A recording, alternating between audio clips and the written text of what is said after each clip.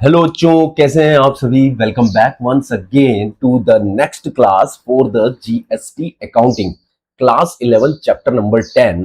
Already 5 videos uploaded हो चुके हैं इस चैप्टर के रिगार्ड्स में। बेसिक फाउंडेशन बिल्डिंग के साथ हमने प्रैक्टिकल क्वेश्चन से स्टार्ट कर दिए हैं और उसमें भी 4 प्रैक्टिकल क्वेश्चन हमारे हो चुके हैं। Remaining practical question most probably आज की क्लास में बच्चों हम कंप्लीट कर लेंगे। यदि पास्ट वीडियोस आपने नहीं देखे हैं तो फटाफट से जाइए, आई बटन पे क्लिक कीजिए, देखिए और लौट कर आइए। इस क्लास को स्टार्ट करते हैं बिना समय व्यर्थ गवाए। Let's begin.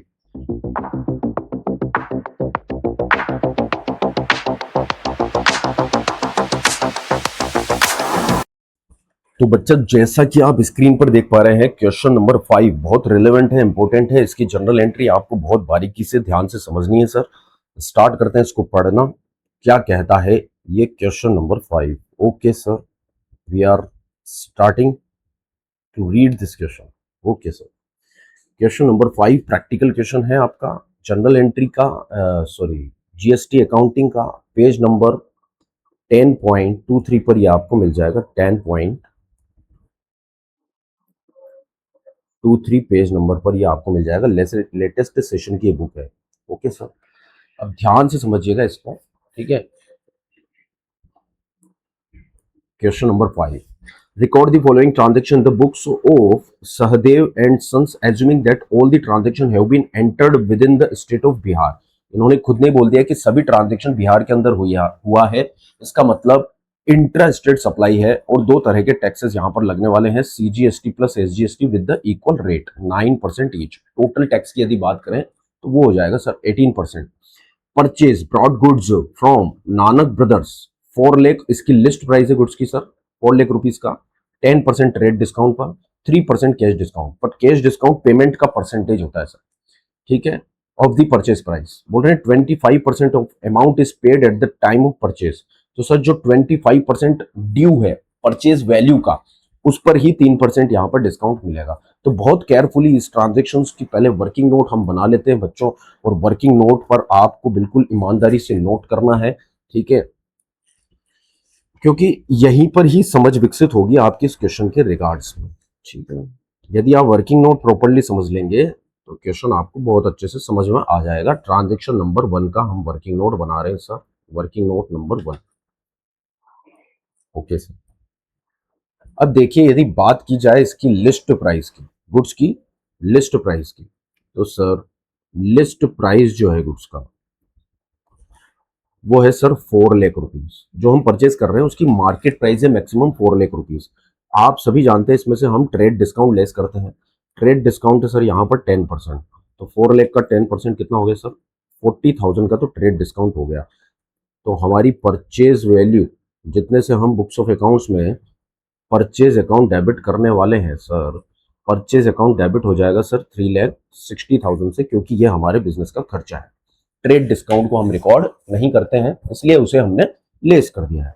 अब कहानी यहां से समझने वाली है, क्योंकि यहां पर कुछ पैसा हम पे कर रहे हैं सर और कुछ पैसा हमें पे करना बाकी है सर। 25% की बात करें तो वो हम कर रहे हैं यहां पर पे, और 25% 3,60,000 का हो जाता है। 3,60,000 का 25% हो जाता है 90,000।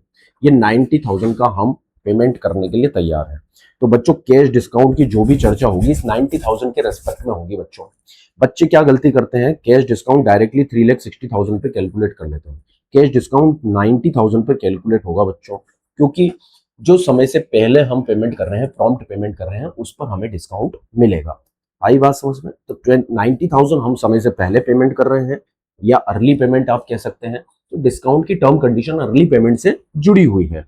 जब हम पेमेंट कर रहे हैं परचेस कंसिडरेशन का समय से पहले अर्ली, तो हमें डिस्काउंट मिलेगा। तो हमारे लिए हो गया cash discount type of discount received. तो बच्चों हमें मिल जाएगा यहां पर डिस्काउंट। तो डिस्काउंट रिसीव्ड हो जाएगा सर हमारा 90,000 जो हम पेमेंट कर रहे हैं उसका है सर 3%। How much, 2,700। और इसे बुक्स में रिकॉर्ड भी किया जाता है। ये हमारे बिजनेस की इनकम है बच्चों, ठीक है। इनकम यहाँ पर बढ़ रही है तो हम इसे क्रेडिट करेंगे। डिस्काउंट रिसीव्ड को क्रेडिट कर देंगे ओके सर। उसके बाद हम पेमेंट करने के लिए तैयार हैं 87,300।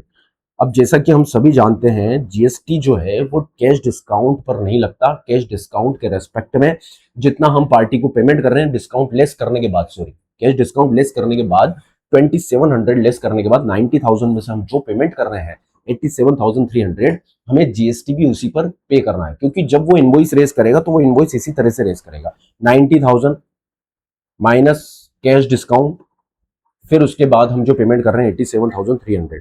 देखिए 90,000 पर वो टैक्स नहीं लेगा हमसे, क्योंकि 2700 तो उसे भी नहीं मिला, हमने पेमेंट ही नहीं किया, है ना। तो वो उस पर टैक्स क्यों पे करे गवर्नमेंट को? वो टैक्स गवर्नमेंट को उतना ही पे करेगा जितना पैसा उसे मिला है, ठीक है। तो हमने 87,300 उसे पे किया है, तो हम उस पर ही टैक्स पे करेंगे और वो भी गवर्नमेंट को इतना ही टैक्स पे करेगा। क्या are you getting my point? Yes sir. तो बच्चों इस पर परचेज के समय लगने वाला टैक्स यहां पर जुड़ जाएगा, input CGST at the rate 9% and input SGST at the rate 9%। 87,300 का 99% आप निकालेंगे तो 7857 एंड 7857 ये आप कैलकुलेट कर सकते हैं। ये दोनों हमारे इनपुट टैक्स हैं बच्चों। इनपुट टैक्स मतलब परचेज के समय जो टैक्स हमने पे किया है, ये हमारी असेट है, क्रेडिट के रूप में, आईटीसी के रूप में हम इसे डेबिट करेंगे। वो टोटल 87,300 पर 7857 प्लस 7857 हम टोटल बैंक से पेमेंट कर रहे हैं। Are you getting my point? देखिए पेमेंट कैश किया या बैंक के थ्रू किया है सर? परचेज का जो पेमेंट किया है वो कैश किया है या बैंक के थ्रू, एक बार देख लेते हैं। यहाँ पर बोला है नानक ब्रदर से परचेज किया है, कैश डिस्काउंट है एंड पेड लिखा हुआ है, ठीक है। तो ट्रांजेक्शन में पेड डिनोट्स करता है कैश को, तो हमने यहाँ पर पेमेंट किया है cash. Are you getting my point? Yes sir, हमने कैश का पेमेंट किया है। तो 87,300 प्लस 7857 प्लस 7857 टोटल बनता है कैश पेमेंट 1,03,014। 1,03,014 का कैश हम पे कर रहे हैं बच्चों। अब बच्चों बिजनेस में कैश हमारी एक असेट है, कम हो रही है तो हम उसे क्रेडिट कर देंगे। Are you getting my point? ये पार्ट आपको 25% के रेस्पेक्ट में समझ में आया या नहीं? बिल्कुल सर। ओके। अब रही बात बचे हुए 75% की। देखिए जनरल एंट्री करने से पहले क्लियरिटी वर्किंग नोट के रेस्पेक्ट में आपकी होनी चाहिए। 75% जो पैसा है वो अभी भी हमें गुड्स के रेस्पेक्ट में पे करना बाकी है, मतलब है ड्यू। तो 75% कितना बनेगा सर? 2,70,000। 3,60,000 का 75%। परचेज की वैल्यू थी हमारी 3,60,000। हाँ जी, 3,60,000 का 75% दैट इज 2,70,000 अभी हमें पे करना बाकी है। तो सर ये पार्टी ने पेमेंट, मतलब हमने पेमेंट नहीं किया है, पर इस पर भी हमें जीएसटी देना पड़ेगा, क्योंकि ये भी वैल्यू ऑफ गुड्स सप्लाई के अंदर कवर है। 3,60,000 का पार्ट है ये भी बच्चों, ठीक है। इसका भी 2,70,000 का गुड्स हम परचेस कर चुके हैं। तो आज पेमेंट करें या कल पेमेंट करें, जब भी हम पेमेंट करेंगे इस पर जीएसटी हमें पे करना है। तो बच्चों इसमें जीएसटी जुड़ जाएगा प्लस इनपुट सीजीएसटी, क्योंकि at the part of tax है भी हमारा, input CGST at the rate 9% and input SGST at the rate 9%। तो 2,70,000 का 9% यदि हम कैलकुलेट करेंगे तो 24,300 एंड 24,300, ये भी दोनों हमारे इनपुट टैक्स हैं बच्चों, है ना। इनपुट टैक्स होने के नाते ये हमारी असेट है, और बिजनेस में असेट्स बढ़ती है तो उसे डेबिट किया जाता है, इसलिए इन दोनों को भी हम डेबिट कर देंगे। Okay sir. और नानक, ये पेमेंट हमें करना है नानक को, पार्टी का नाम था नानक ब्रदर्स, नानक ब्रदर्स को। आई बात समझ में? तो नानक ब्रदर्स हमारे क्या है सर? क्रेडिटर, क्रेडिटर है, क्योंकि गुड्स उधारी पर खरीदा है। क्रेडिटर एक लाइबिलिटी है, और लाइबिलिटी बढ़ती है तो बच्चों उसे क्रेडिट करते हैं। तो नानक ब्रदर्स को हम यहाँ पर क्रेडिट करने वाले हैं with the total value of 3,18,600। ठीक है, सिंपली हमने जोड़ दिया सर 2,70,000 प्लस टैक्स, तो 3,18,600 जो कि हमें पेमेंट करना है नानक ब्रदर्स को। तो बच्चों ये यहाँ पर जनरल एंट्री के रूप में रिकॉर्ड कर ली जाएगी। तो एक बार ग्रोसली से देखिए, ये वर्किंग नोट को आप देखिए, इसके अंदर सब कुछ मेंशन है। परचेज अकाउंट आपका डेबिट होगा सर कितने से, 3,60,000 से। फिर डिस्काउंट रिसीव्ड आपका क्रेडिट हो जाएगा 2,700 से, क्योंकि ये आपकी इनकम है।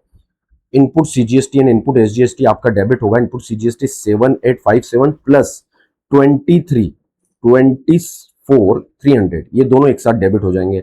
इनपुट एसजीएसटी भी 7,857 प्लस 24,300 से डेबिट हो जाएंगे बच्चों। देन आपके बिजनेस से कैश गया है, कैश क्रेडिट हो जाएगा 1,03,000 से। एंड देन नानक ब्रदर्स का अकाउंट जो आपकी लाइबिलिटी है वो क्रेडिट हो जाएगा सर 3,18,600 से। आप फॉर्मेट बनाइए और इसकी जनरल एंट्री को पास ऑन कीजिए सर। जनरल एंट्री फॉर्मेट में ही आपको पास करनी है, ठीक है। मैं अभी आपके साथ ये जनरल एंट्री पास थ्रू करता हूं sir. So first general entry we are going to pass purchase account debited. Purchase account debited, फटाफट से एक छोटा सा फॉर्मेट में भी बना देता हूँ। ये लीजिए आप, फॉर्मेट आपको बनाना है कंपल्सरीली, ठीक है। ये मान लीजिए डेट का कॉलम हो गया, ठीक है। सो परचेज अकाउंट डेबिट हो जाएगा 3,60,000 रुपीज से।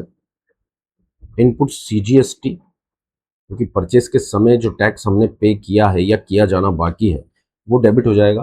अब देखिए बच्चों, इनपुट सीजीएसटी कितना हो जाएगा, 7,850, इधर ध्यान दीजिए, 7,857 प्लस 24,300, 7,857 प्लस 24,300, ये टोटल टैक्स है 32,000 का, 32,157 का।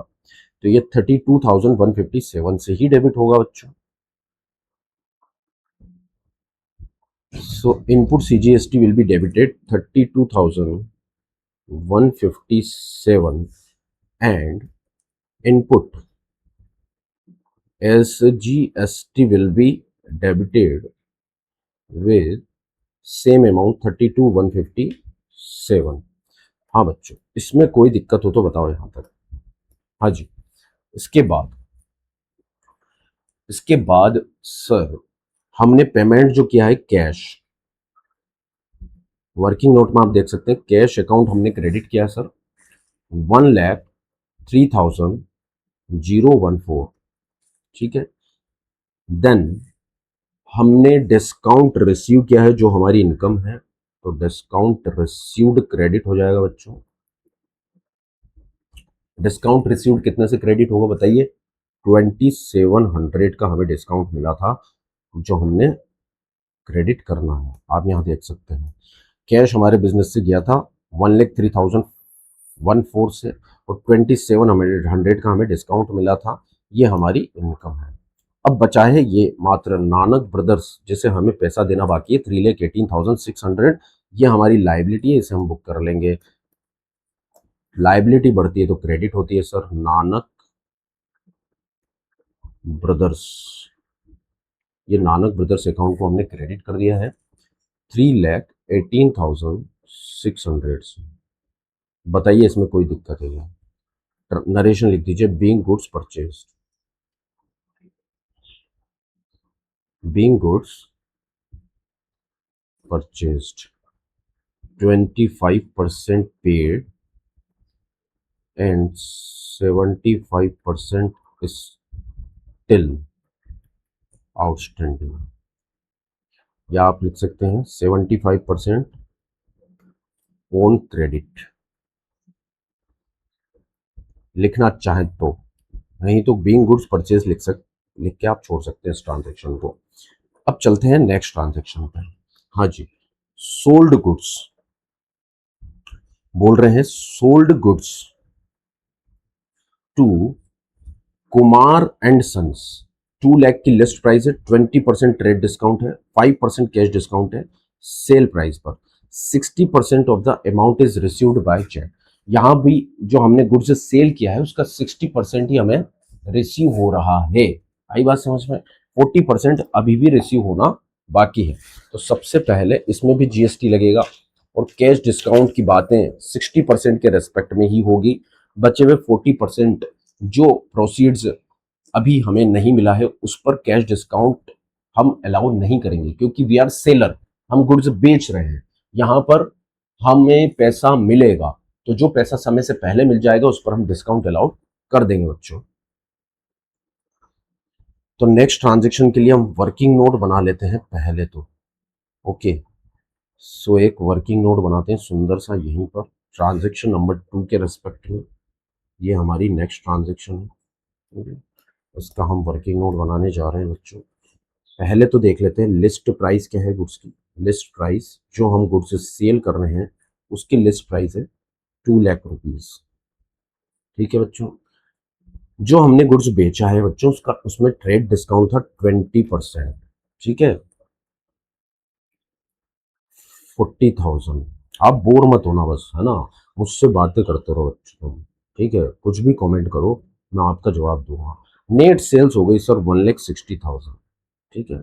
अब बच्चों ये सेल हमारी इनकम है, और इनकम बढ़ती है तो हम क्या करते हैं बच्चों, क्रेडिट करते हैं with respect of that income, तो सेल्स अकाउंट हम क्रेडिट कर देंगे, ठीक है।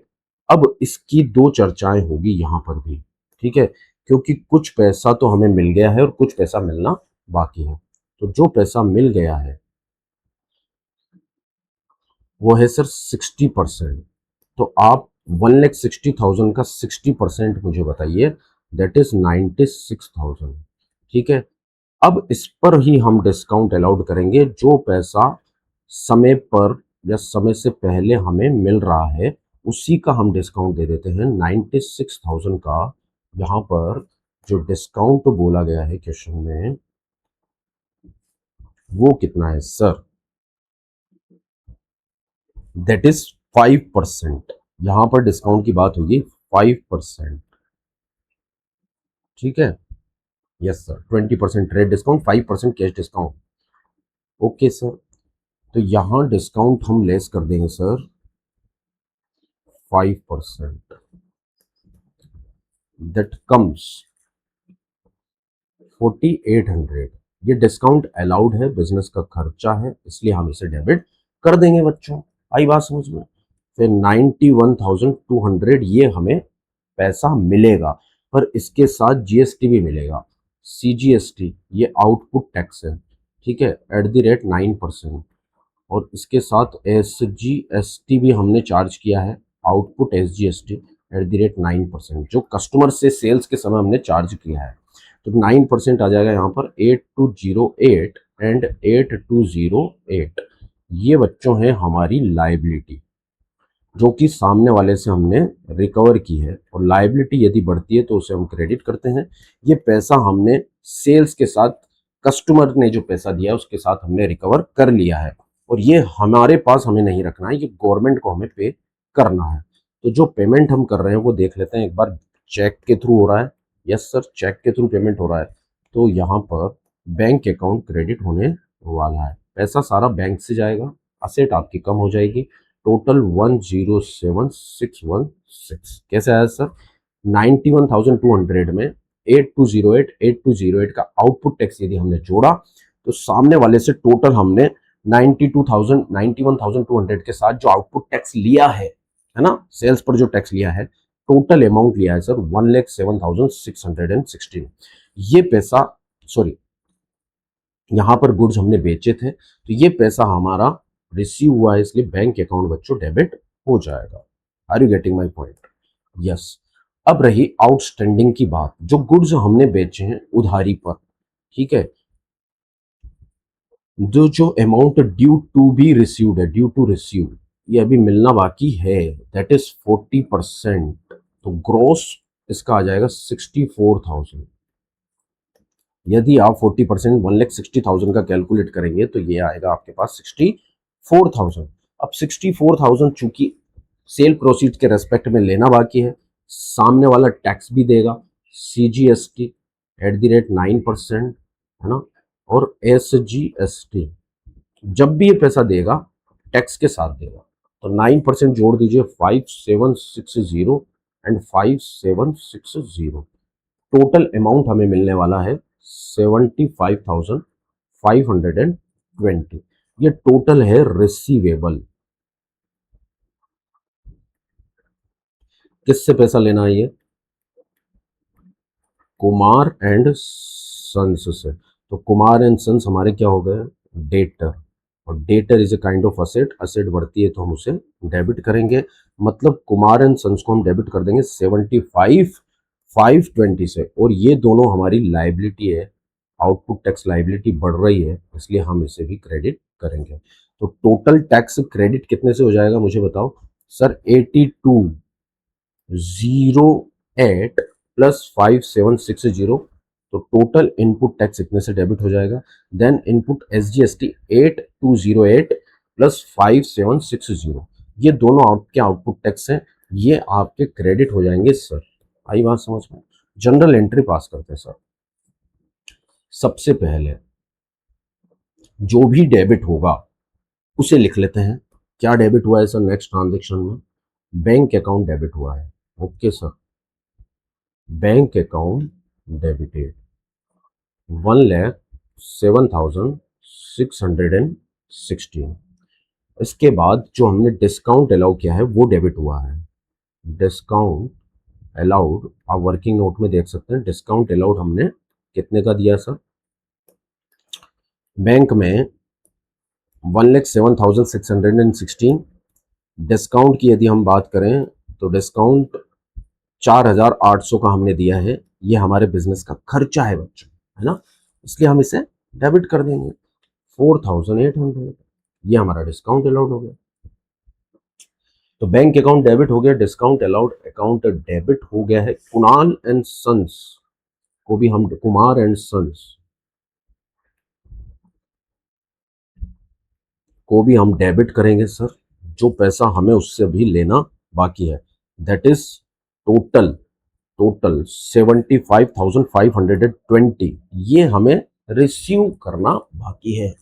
75,520 we have to receive from Kunal and sons, Kumar and sons. तो बच्चों इसके बाद सेल्स हम क्रेडिट कर देंगे, जो कि हमारी इनकम है 1,60,000 से, ट्रेड डिस्काउंट लेस करने के बाद जो हमारी इनकम हुई है, ठीक है। और क्रेडिट क्या होगा सर? आउटपुट CGST जो था 8208 प्लस 5760, 8208 प्लस 5760, ये बन जाता है हमारे लिए 8208 प्लस 5760, दैट कम्स 13,968, 13,968, ठीक है। और आउटपुट SGST भी इतना ही होगा, 13,968। हाँ जी, ये हमारी जनरल एंट्री हो गई सर। बताओ इसमें कोई दिक्कत है क्या? कोई दिक्कत नहीं है सर। आगे बढ़ते हैं सर, अब आगे बढ़ते हैं सर ट्रांजैक्शन नंबर 3 पर। ओके,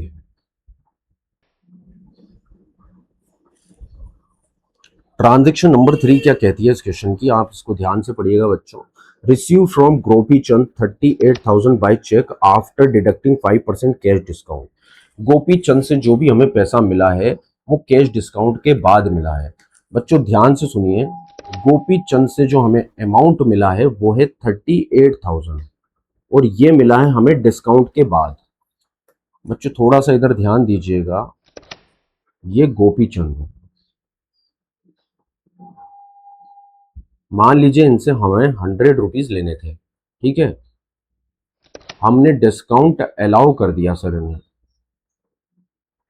5%, ठीक है, तो 5 रुपीज का डिस्काउंट अलाउट कर दिया, तो हमें रिसीव्ड कितना हुआ ये बताओ आप, रिसीव्ड कितना हुआ 95, और एक्चुअल अमाउंट कितना उसका 38,000।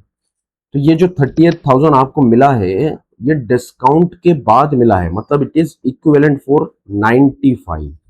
तो बच्चों गोपी चंद से हमें लेना कितना था यदि आपको निकालना है, तो गोपी चंद का जो डेबिट बैलेंस था, आप यदि कैलकुलेट करना चाहें 38,095% के इक्विवेलेंट है, तो आप उसके फैक्टर को ही उसके नीचे बिठाइए।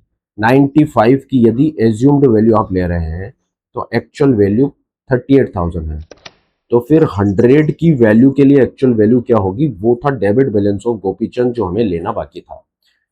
सो 38,000 divided by 95 into 100 that is 40,000। तो बच्चों गोपीचंद से हमें 40,000 लेने थे यदि देखा जाए तो। आई बात समझ में? तो गोपीचंद का डेबिट बैलेंस हमारी बुक्स में 40,000 था। 5% यानी कि 2,000 का हमने डिस्काउंट उसे अलाउ किया था, हमारे बिजनेस का खर्चा है कैश डिस्काउंट, और बाकी का पैसा हमें मिल गया, और ये चेक के थ्रू मिला है इसलिए बैंक में आ जाएगा। तो बच्चों यहाँ पर एंट्री क्या हो जाएगी आपकी, ये बताइए मेरे को। Bank account debited simply whatever the cheque is received from Gopichand 38,000। इसके बाद हमने दिया है डिस्काउंट, ठीक है। डिस्काउंट अलाउड हमारे बिजनेस का हो गया एक्सपेंस, जो अमाउंट हमने ना अलाउ कर दिया, डिडक्शन दे दिया 2,000 रुपीज। और बच्चों गोपीचंद अकाउंट का बैलेंस जो डेबिट था 40,000 से, उसको हमने क्लोज कर दिया है क्रेडिट। तो एंट्री सिंपली हो जाएगी bank account debit discount allowed account debit to Gopichand. यहां पर बच्चों कोई दिक्कत आपको नहीं होनी चाहिए। चलते हैं नेक्स्ट ट्रांजेक्शन। बोल रहे हैं rent of ₹20,000 paid by cheque. तो रेंट का पेमेंट आपने चेक से किया है और लोकली ये पेमेंट आपने किया होगा, तो दो तरह के टैक्स भी आपको बियर करने होंगे, एक तो सीजीएसटी और एक एसजीएसटी। तो एंट्री आपकी क्या होगी सर, यहाँ पर फोर्थ ट्रांजेक्शन की एंट्री हो जाएगी सर, बिजनेस का खर्चा आप डेबिट कर देंगे। फॉर्मेट आपने बना रखा होगा, ठीक है, उसी में आई होप सो आप एंट्री पास कर रहे हैं। रेंट अकाउंट आपने डेबिट कर दिया 20,000 से, ठीक है। हर तरह के खर्चे पर टैक्स लगता है, सामने वाले ने टेनेंसी की सर्विसेज दी है, आपने रिसीव करी है, इसलिए आपके लिए इनपुट सर्विसेज है बच्चों, आपके लिए क्या है, इनपुट सर्विसेज। 9% यदि आप इस पर लगाएंगे तो 1800 हो जाएगा, ठीक है बच्चों। तो इनपुट सर्विसेज पर टैक्स जो आपने पे किया आपकी जेब से, आपको क्रेडिट के रूप में बुक करने दिया जाएगा, और आप उसे असेट का दर्जा देंगे, और असेट होने के नाते आप उसे क्या कर देंगे बच्चों, बिजनेस में असेट बढ़ रही है तो आप उसे डेबिट कर देंगे, ठीक है। Yes sir. टू बैंक, क्योंकि ये पेमेंट भी आपने चेक से कर दिया है 23,600। तो कॉन्सेप्ट तो ये सब हमने पहले ही सीख लिए हैं, अभी हम प्रैक्टिकल इंप्लीमेंटेशन कर रहे हैं। सैलरी बाय चेक, अब यहाँ पर ये चीज याद रखना, मैं लास्ट वीडियो में आपको बनाकर बता दूंगा, कुछ थ्योरी एस्पेक्ट आप बचे हैं कि किन किन पेमेंट्स पर जीएसटी नहीं लगता है। आई बात समझना? तो जीएसटी सैलरी पर नहीं लगता है, वेजेस पर नहीं लगता है, तो केवल और केवल आपको पेमेंट ऑफ सैलरी की ही यहाँ पर एंट्री करनी है, इस पर जीएसटी आपको चार्ज नहीं करना है बच्चों। आई बात समझ में? तो एंट्री क्या हो जाएगी, सैलरी का पेमेंट आपने चेक से किया है तो salary account debited to salary account debited to bank account, ये एंट्री आपके पास हो जाएगी सर, ठीक है। इस पर जीएसटी आप मत लगाना, 50,000 रुपीज, ठीक है, being salary paid by cheque, क्योंकि सैलरी पर जीएसटी नहीं लगता है। एम्प्लॉय को एम्प्लॉय आपको एम्प्लॉयमेंट की सर्विसेज दे रहा है, तो क्या वो बिल बना रहा है आपके नाम, वो सर्विसेज जो आउटपुट सप्लाई कर रहा है आपको, क्या वो बिल रेज कर रहा है, तब आप उसको सैलरी देते हो? नहीं, क्योंकि वो बिल ही रेज नहीं कर रहा, तो बिल में क्या पहले 50,000 की सैलरी में वो जीएसटी जोड़ेगा फिर बिल बनाएगा? ऐसा तो नहीं होता सर। Yes sir. तो goods worth ₹10,000 distributed as free simple, यहाँ पर goods are moving from business other than sale है, तो परचेज अकाउंट क्या हो जाएगा बच्चों, क्रेडिट, और परचेज के साथ ही इनपुट टैक्स भी क्या हो जाएंगे, परचेज क्रेडिट होने से मतलब अदर देन सेल रिमूव होने से, जो आपने आउटपुट पर सप्लाई पर खून नहीं दिया, टैक्स नहीं दिया, सेल्स नहीं किया, तो टैक्स नहीं लगा, टैक्स नहीं लगा तो गवर्नमेंट के पास रेवेन्यू का लॉस हो गया, और आपने अदर देन सेल बिजनेस से गुड्स को रिमूव करने का पाप कर दिया, आउटपुट पर आपने टैक्स नहीं दिया सर, तो इनपुट यानी कि परचेस के समय जो हमने आपको क्रेडिट दिया था असेट के रूप में, वो छीन लिया जाएगा, मतलब इनपुट टैक्स जो डेबिट था उसको क्रेडिट कर दिया जाएगा, कैंसिल कर कर। Are you getting my point? Yes sir. तो एंट्री क्या हो जाएगी, फ्री सैंपल के रूप में जो आपने बांटा है, पहले तो एडवर्टीजमेंट, एडवर्टीजमेंट अकाउंट या एक्सपेंसेस, जो भी है एक्सपेंसेस अकाउंट डेबिटेड, ये अमाउंट बाद में लिखना आप। वैल्यू ऑफ गुड्स आपको पहले लिखनी है, टू परचेज, ये मैंने आपको पहले से ही सिखा दिया था, दैट इज 10,000, और इसके साथ जो इनपुट टैक्स कैंसिल होंगे, बुक हुए थे तब डेबिट किए थे, कैंसिल होंगे तब क्रेडिट होंगे। इनपुट सीजीएसटी अकाउंट 99% तो 900, इनपुट एसजीएसटी अकाउंट 900, टोटल हो जाएगा 11,800। ठीक है, तो एडवर्टीजमेंट टोटल आपका 10,000 का नहीं है, जो गुड्स अदर देन सेल आपने रिमूव किए हैं। टोटल आपका खर्चा है सर 11,800 का। Are you getting my point? Yes sir.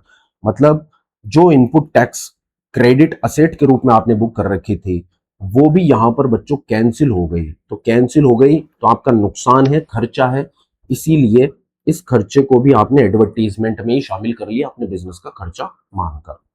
Next चलते हैं sir, 5,000 due from Chandrakant are bad debts. तो बेड डेट्स पे तो ऑब्वियसली जीएसटी नहीं लगता, जब आपने गुड्स उधारी पर बेचा था तब आपने जीएसटी लगाया था। तो एंट्री यहां पर हो जाएगी sir, bad debts is a kind of loss in value of debtor. General entry में जो भी नॉर्मल हम जनरल एंट्री करते हैं वही यहां पर होगी, 5,000 टू चंद्रकांत अकाउंट। ठीक है, being due from Chandrakant become bad debts. Next, sold house hold furniture. अब इसे ध्यान से पढ़िए, हाउस होल्ड फर्नीचर को बेच दिया आपने 15,000 में और प्रोसीड्स इन्वेस्ट कर दिया बिजनेस में। तो बिजनेस में ओनर जो भी लगाता है वो कहलाती है कैपिटल। क्या कहलाती है बच्चों? कैपिटल। और कैपिटल बढ़ती है तो कैपिटल क्रेडिट होती है। अब फर्नीचर नहीं लगाया है बिजनेस में, फर्नीचर तो मार्केट में बिक गया, पर उसका प्रोसीड लगाया, मतलब कैश लगाया है बिजनेस में, तो कैश बढ़ रहा है तो कैश अकाउंट डेबिट हो जाएगा। एंट्री सिंपली यहां पर हो जाएगी बच्चों, cash account debited, cash account debited to capital account 15,000, और इसका टोटल आपको कर देना है। आई बात समझ में? ठीक है, ये हो गया आपका क्वेश्चन बच्चों, ये हो गया आपका क्वेश्चन। क्या इसमें कोई दिक्कत है बच्चों? देखिए, एक ही क्वेश्चन रखेंगे, एक वीडियो और बना देंगे, ठीक है, क्योंकि 32 मिनट्स का ये हो गया है, बड़े वीडियोस बच्चे देखते नहीं है। ठीक है, तो देखिए ये इंपॉर्टेंट क्वेश्चन भी है, इसलिए इसको सेपरेट ही रहने दीजिए आप इस वीडियो के अंदर। ठीक है ना बच्चों? इस बाकी बचे हुए जो क्वेश्चन है, एक दो क्वेश्चन बचे हैं, उसके लिए एक वीडियो और बना देंगे, क्या जाता है सर। ठीक है, हमें तो समझना है, समझ कर सवाल करने हैं, समय लगने दो। अब बड़े वीडियो यदि मैं बना देता हूँ, इसमें दो क्वेश्चन और जोड़ देता हूँ, तो 1 घंटे के ऊपर हो जाएगा, फिर बच्चा इसको देखेगा नहीं। बच्चा क्या देखता है बताऊँ आपको, आजकल का बच्चा, आप भी, कि कितने मिनट का है, तो देखता हूँ 1 घंटे का, अरे भगवान मैं तो नहीं देखूँ। तो भैया ये 30 मिनट का वीडियो है, ये देख ले भाई, हाथ जोड़ दो, टेंशन मत लो, बट कॉन्सेप्ट को बिल्कुल स्ट्रॉन्ग करेंगे। मिलते हैं नेक्स्ट वीडियो में, तब तक के लिए you take care, bye bye. And if you do not yet subscribe, then please do subscribe and press the bell icon so that all the notification will come to you on time। दोस्तों के साथ share कर देना, एक प्यारा सा comment कर देना। राधे राधे।